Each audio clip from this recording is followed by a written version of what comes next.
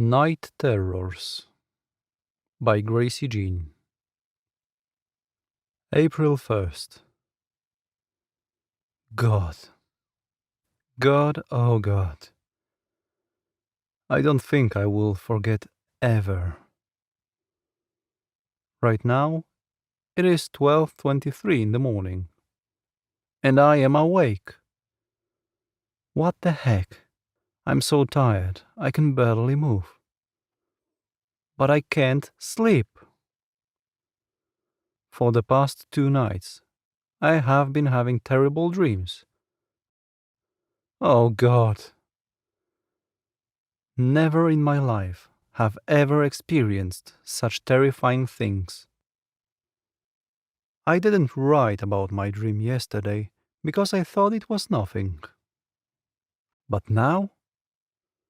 I am so tired, but I can't close my eyes. Every time my eyes feel as though they can stay open no longer, the ghastly images flood back into my vision. How terrible they are! My dream tonight was the same as last, and I will never forget how it went. It starts with me in my room, and I am trying to fall asleep. It's all very eerie, because it feels like I am still awake, lying in my bed and experiencing insomnia.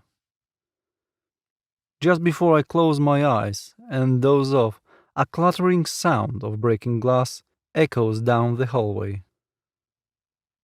My eyes flutter open, and I walk out into the hallway to find where those noises from. But before I can reach the entry to the kitchen, another crash sounds.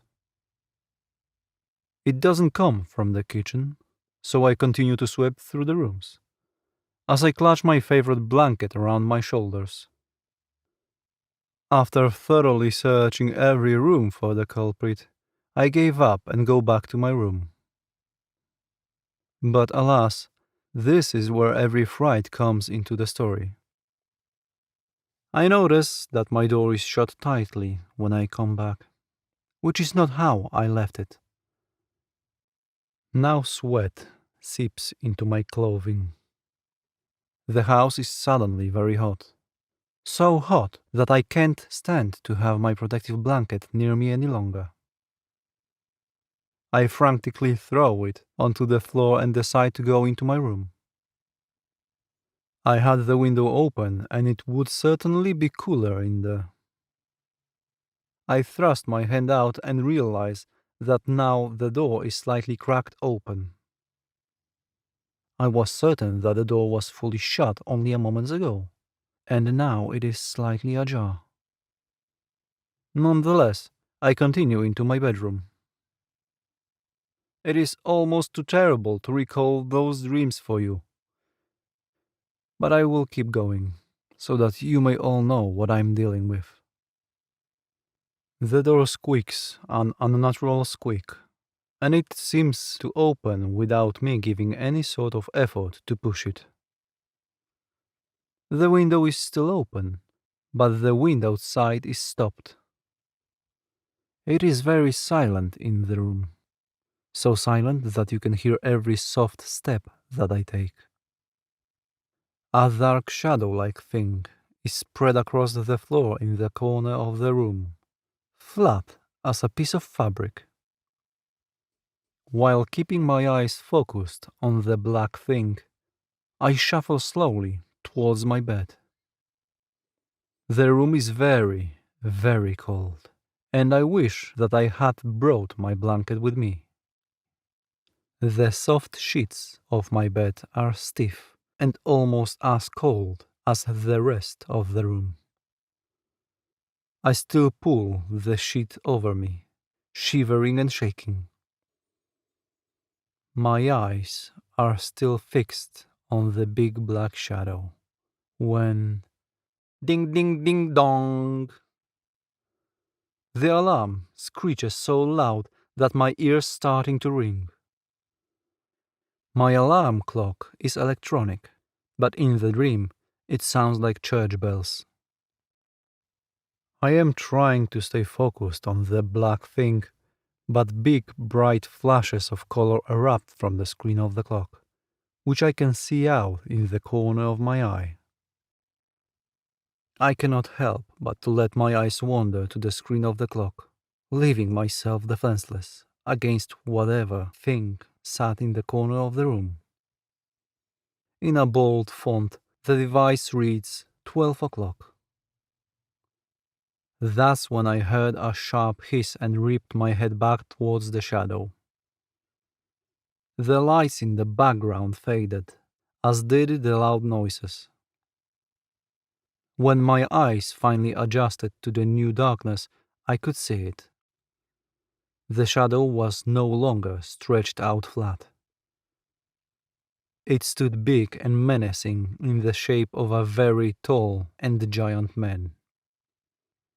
I could not notice any features due to the pure black that it was colored, which was much darker than any night sky. And as it stood there, I could hear it say, "The dark we came from, the dark we are. Come to look for us. You shall never be far. Your master calls. You can hear it hiss. The time has come. When we stab, we do not miss." And with that, the shape splits apart, starting from the feet and ripping last at the head. It multiplies itself until the room is filled with clones of the first shadow. Next thing I know, the room is enveloped with darkness, and my bed is no longer beneath me.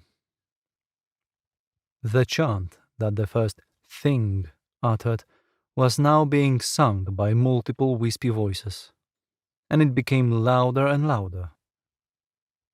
The black floor below me drops away, and even though I can no longer see, I can still feel my stomach come racing upwards as the air pummeling my skin. That's where the dream ends. But there is still one more important detail. Today and yesterday, when I woke up, everything seemed normal. But the minute I woke up, the alarm clock next to my bed reads 12:01. Despite my inability to slumber, I think that this is where today's entry ends. Good night to you, but I believe that I will stay up and watch the news. It has to be better than whatever awaits me in my subconscious mind. April 2nd. Lord help me. I think I might be going insane. I am at my work right now, but I am hiding this journal so that no one can see.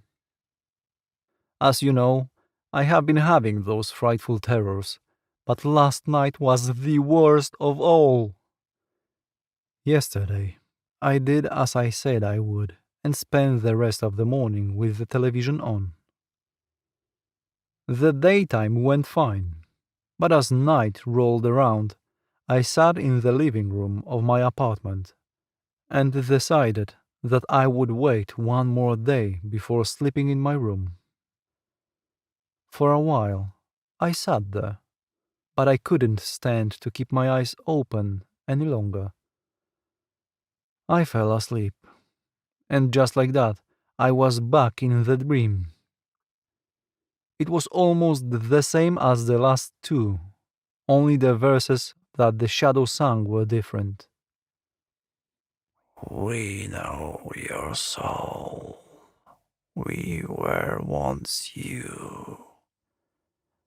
The fear is present. We had that too.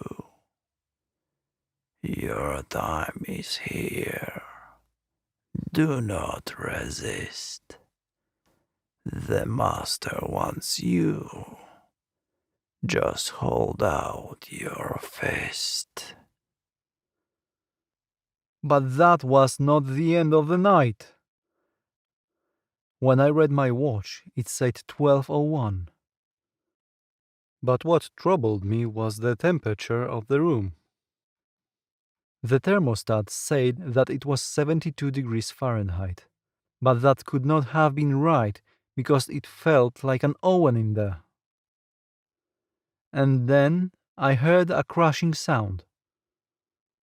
Of course, it came from my bedroom, which had a tightly latched door that I did not remember shutting.